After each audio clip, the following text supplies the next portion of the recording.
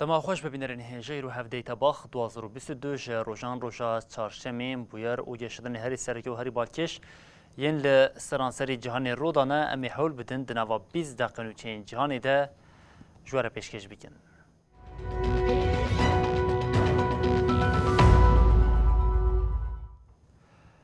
Ev demeke baregehên leşkerî yên Rûsyayê yên li herêma Qrimê dibin armanca êrişên mezin. Rûsya ragand ku teqîna beriya du rojan encama êrişeke sabotajê ye. Serokê Ukraynayê Zelenskî bank li welatiyan kir ku ji bo Rûsya ji şer bidin westandin her tişta pêwîst bikin.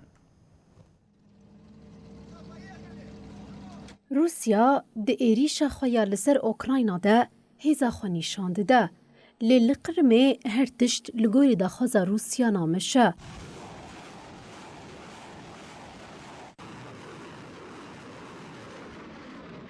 Pêr li herêma Qrimê ku ji sala 2014 ve dibin kontrola Rûsyayê de ye teqîneke mezin rûda.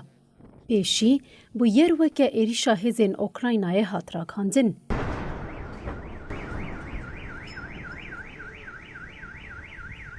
Йдуть в містах Херсон, Миколаїв, Одеса. Şêwermendê Ofîsa Serokkomariya Ukraynayê Mîxailo Podolyak ragihande ku êrîş nebûyereke nîşandana hêzê bû û got ya hatî kirin tevgera bêçêkirinê ye. Wê di nava du û sê mehên pêş de ji êrîşên wiha yên li Qrimê dewam bikin. Podolyak anî ziman ku dibe ew pira Qrimê bi Rûsyayê re di degirê dan jî bikin armanca êrîşan. Cihazê Ewlekariya Federal a Rûsyayê jî îddia kir ku teqîn encama êrîşeke sabotajê ye û got di nava meha derbasbûyî de 6 burcên elektrîkê li navenda xaka Rûsya ji aliyê hêzên Ukraynayê ve hatin têkbirin. Hefteya derbasbûyî jî li Qrimê li baregeha leşkeriya Rûsyayê rêza teqînên mezin pêk hatin. Di encamê de zirar li gelek balafirên şer bû. Україна берпрсіяр'я вê êrişê negirt serxwe. Доводить, що абсолютна більшість громадян держави-терориста вже розуміє, або принаймні... Serokkomarê Ukraynayê Volodymyr Zelenskî jî li ser rewşa dawiya welata xivî.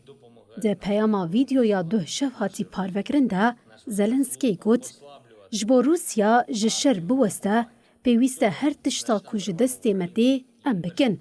Serokê Ukrayna بانگ li welatiyan kir ku dwarê aborî siyasî û leşkerî de ji bo zextê li Rûsya bikin, tişta ji destê wan tê pêk bînin. Zelenskî îşaret bi navenda nuklerî ya Zaporojya ya ji aliyê hêzên Rûsyayê ve hatî kontrol kirin, ev tiştanî ziman. Hêzên Rûsya cebilxaneya xwe di navenda santralê de diveşêre. Di rewşa heyî de navend veguheriye xefkekê ya çekan. Зупиняли техніку окупантів, які інформували і інформують нашу розвідку. 22 tîrmehê bû ji bo dawî li krîza genîma Ukraynayê were anîn peymaneke çaralî hate îmzakirin. Di peymana ku li Stenbolê hate îmzakirin de rê tê dayîn keştiyên bi genîma Ukraynayê barkirî ovale li nava deryaya reş tevger bikin. Piştî vê yekê di nava 15 rojên destpêka meha Tebaxê de 36 keştiyên genim derbasî herêmên din kirin, doh jê neh keştiyên din ji deryaya reş birêketin. Di nava demên dawiyê de ji şerê li Ukrayna zêdetir, qala şêwazê derketina genimê wê bo welatên cîhanê de hate kirin.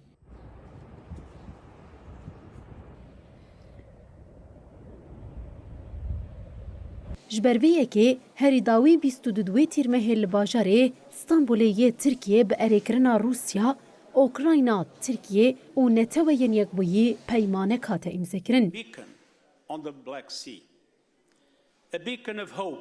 Wezareta Parastinêya Tirkiye diyar kir ku 2 keştî ji bendera Yozhno û 3 keştî jî li bendera Kornomorskê derketine.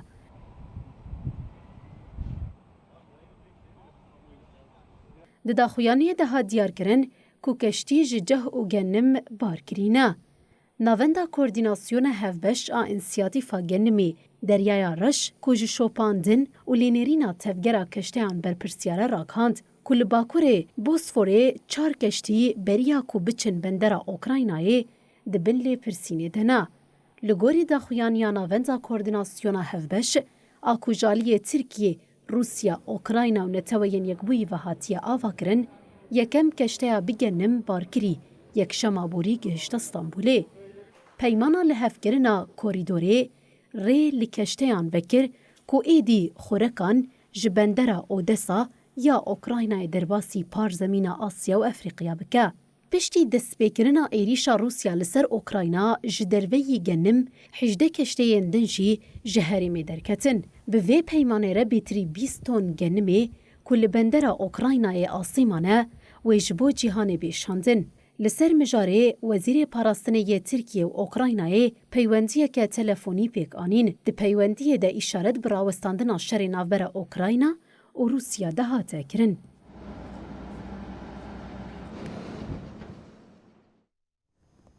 Bi qasî alûziya Taywanê nebe jî careke din li nîvgirava Koreyê medtirsiya xwe daye der piştî peyamên xurtkirina têkiliyên di navbera Koreya Bakur û Rûsyayê de Koreya Başûr jê ragihand ku wê li gel dewletên Yekbûn Amerîkayê tetbîqatên xwe yên herî mezin pêk bîne hemwextî vê yekê Koreya Bakur du mûşekên din cerebandin.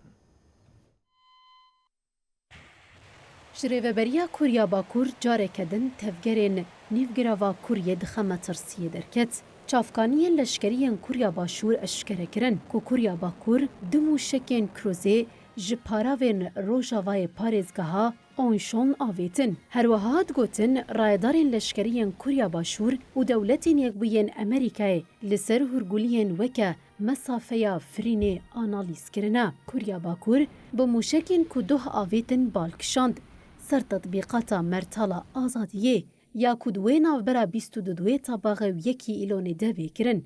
연대의 가치를 기반으로 Serokê Kurya Başûr Yon Sakyol di konferanseke rojnemavaniyê de di sedemîn roja hatin ser erkê serokatiyê de dubare kir ku ew amade ne hêdî alîkariya aborî bidin Kurya Bakur. Ev yek jî bi şertî ku eger Kurya Bakur pêşveçûna çekên nuklerî bidawî bîne û dest ji kêmkirina wê bike.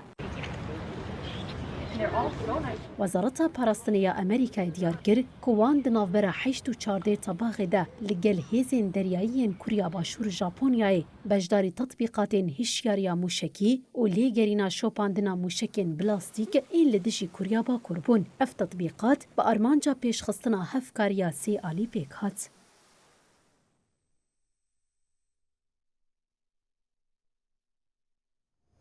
Em balûziya li Iraqê dewam bikin krîza siyasî û aboriya li Iraqê rewşa heye alostir dike li ser daxwaza Serokwezîrê Iraqê Mustafa Kazmî li avahiya destiya wezîran wê di navbera aliyên siyasî de civîna diyaloga niştimanî were destpêkirin. Do bi şev destiya wezîran ya Iraqê bi serokatiya Serokwezîrê Iraqê Mustafa Kazmî pêk hat. Piştî civînê Kazmî got di warê berpirsiyariya hevbeş a niştimanî de ez biryarên xwe yên serkirdayên hêzên siyasî ji bo civîneke niştimanî vedixwînim avahiya destiya wezîran. Mustafa Kazmî derbarê mijara civînê de diyar kir ku armanc ew e di çarçoveya destûr û di bingehê berjewendiyên niştimaniya herî bilind de çareseriyeke ji krîzên siyasî ya li niha li Iraqê heyê re bibînin. Biryara civîna li avahiya destiya wezîran a li Bexdayê pêk were lê heta niha dema destpêkirina civînê jê nehatiye eşkerekirin.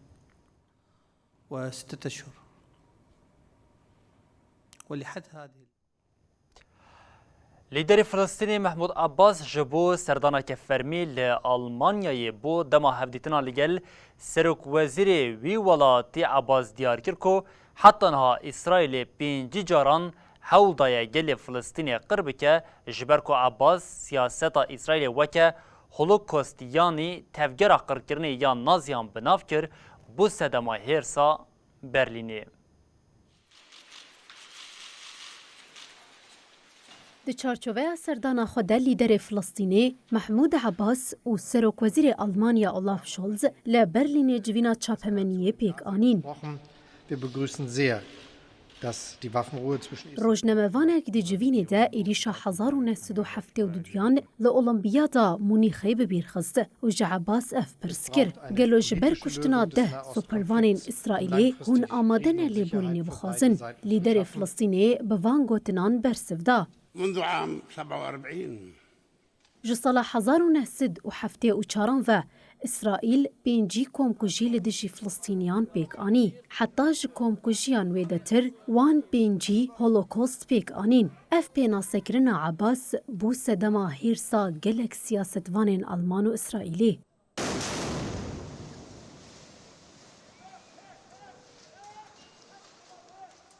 Serokwezîr Olaf Scholz li ser mijarê got, tişta Mahmud Abbas gotî qet nayê qebûlkirin. sind wir kritisch gegenüber der Siedlungspolitik und haben das immer wieder auch zum Ausdruck gebracht. Das wird auch in der Serokwezîrê İsraîlê Yair Lapid jî gotinên Abbas weke şer û derew binav kirin. Em ê tu carî vê tawambariya wî efû nekin. Li ser zêdebûna nerazîbûnan Mahmud Abbas neçarma daxuyaniyeke nû bide û got tişta bi serê cihûyan vehatiye kirin tenê weke Holokost tê binav kirin. Tu niyeta me tune ye ku em vê yekê inkar bikin. Beriya û piştî şerê cîhanê yê duyemîn ji ber tişta bi serê cihûyan kirî gotina Holokost tenê ji bo Naziya Hitler tê bikaranîn.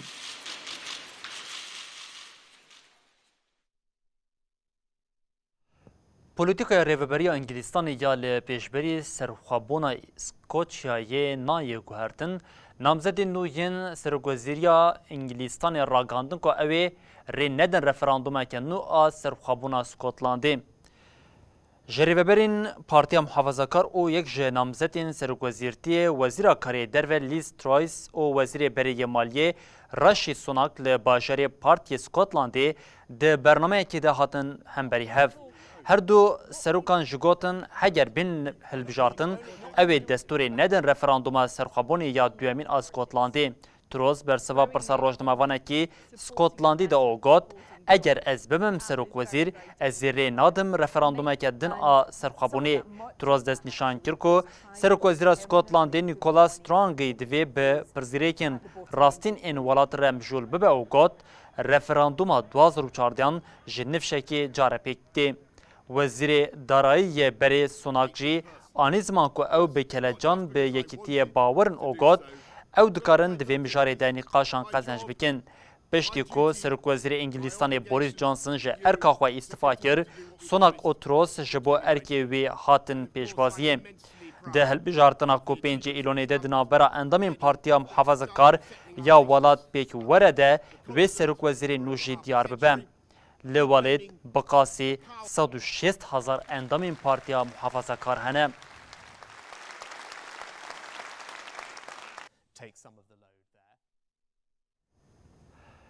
Li Kenya hilbijartin bi dawî bo lêalûzî dewam dike bertekên li dijî ragandina serketina Rotoya bo serokatiyê kolanên welat veguherandiya qadên pevçûnê ji ber ferqa kêm a dengdaniya navbera Roto û serokê muxalefetê Odinga de tê payîn ku di rojên pêş de li welat şereke hiqûqî derbikeve gelek kes ji ber ku difikirin Roto di hilbijartinê de nelerêtî pêk aniye tundiya li welat jî zêde bûye. Pazdê tebaxê cîgirê serokê Berê William Ruto ji sedî pêncî bihnok 49 dengan bi serket. Hevrikê wî Raila Odinga ji sedî 48 bihnok 85 dengan stand. Ferqa di navbera wan de tenê di sid û sî û sê deng e.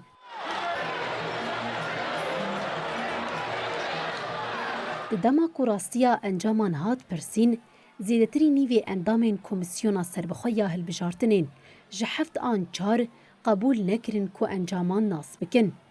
The commission has to process.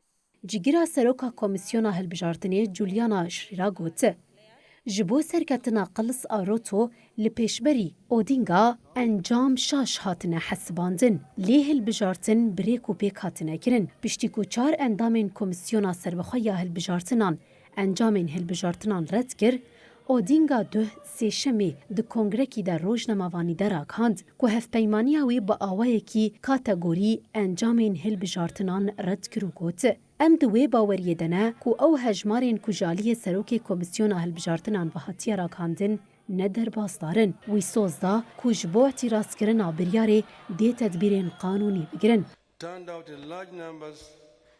ریبر اپوزیسیونه یه دیرین که نامزدی خواه یا پنجمین آسر و کماری ونداکر جه آلیگیرین خواه خواست که آشتیه بپارزن و ده چارچوه یاسای ده بمینن. اودینگا جی لدیجی انجامین هلبجارتنا 10,007 درکت بو. کریزا هلبجارتنان بو سدما بفچونین دنافبرا کومین اتنیکی ده و 1,100 کسمرن. ده سالا 2017 ده دادگاه بلند هلبجارتنین سروکاتیه جبر انجامین هلبجارتنی ین تیگهشتنی و ناین پشتراست کرن بطال کربو و کمیته کنترلی سوجدار کربو. جبو انجام بین اعتراض کرن دوی دناوا 7 روزانده پشتی اشکر بونا انجامان دوسیا سوقی دادگاه بلند بیکرن. دادگاه بلند کو دزگاه دادوریا هری بلنده 14 روز هیا کو بریاری بده. گر انجام ندر باستار بین بین راکاندن دوی هلبجارتن دناوا 6 روزانده بین نوکرن. گروتو درباری انجامین هلبجارتنان ده در نکت بویا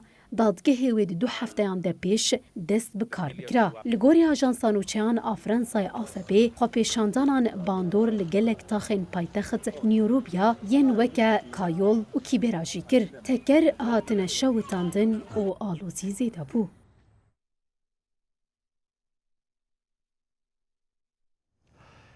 ده پیمان پاراستنا دریای گشتی ده لحفکرنک بیکنه ها دانستاندرین لنتوین یکبوین لباجار نیویورکیه دولت یکبوین آمریکایی به انجامان لیدرین جهان ویش بو پیمان اقیانوسن گشتی دست به دانستاندران بکن. لسر پیمانا دریاین گشتی آنتوین یکبویی 10 سالن دانستندن تین بیکتین لیهینا جی نهاتیه امزکرن. اگر لحفکرن چه ببه و حتا سال 2003 صدی سی اقیانوسان بین پاراستن. کسین کو کامپانیا دمشینن لبندین کو جیانا لدریای جن چروانی زیده و کارندن این مروان به پاراستن. جسه پارین اقیانوسان 2 پار نهاوکه آوا ناو نتویی یا گشتی تی قبول کرن. او جیتی وی واتهی کوالات حمود کارن لوی قاده ماسیان بگرن لی کولین بکن. لی بلی تنیج صدی 1.2 دریاین بویرنگی دبن پاراستن ایدنه. جبلی وی قاده جیانا دریایی جبر گوهرتنا آف هوایی نیچروانی زیده و چون و هاتنا کشتیان دبن ریسک و گفیده یا. جبرکو ایکوسیستمین لبنی دریایی به تیرکری نبون بلگه. فکر هنه کو زندین هینه نه هاتنا کشف کرن بریا بین کشف کرن نفشیوان تونه ببه. لگوری لکولینه که اداره یا اتمسفر و اقیانوس یا نتویی کو دسپیکا وی سالی هات و شاندن جسادی 10 حتی 15 ای جوره دریایی جخواه لبر ریسکا تونه بونه نه. پیمانا قلاوی تکرن و بشکه جو اقیانوسان لنوا تفنا قادن پاراستی ین دریایی بچه بکه. بریا کو دستور جکارین بازرگانی ین مینا آمدکاریا دریایی یا کور بیداین دسپیک و باندورا وی لسر هاویردوره بینرخاندن. جبرکو ورگرتنا مینرالان جبنی دریایی جبو جیانا دریایی دکاره ببه شحر. دمها آداری ده ولاتان قبول کرن کجبو امزکرنا پیمانه رونشتنا پنجمین آداوی لدار بخن. جبو وی رونشتنی جی داویا ساله هاته دیار کرن.